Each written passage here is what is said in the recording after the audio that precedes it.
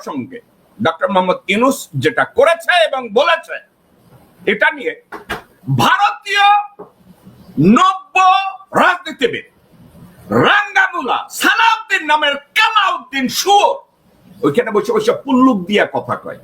সে 2 দিন আগে কি কইছে জানেন?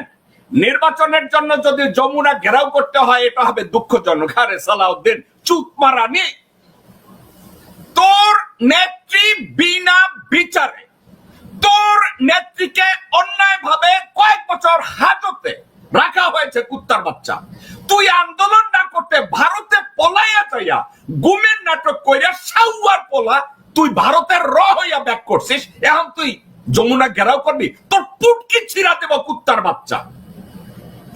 তোর যোগ্যতা হয়েছে বদি হওয়া কক্সেস বাজারের হারামজাদা সালাউদ্দিন, তুই বদি হ, বদির যোগ্যতা আছে তোর।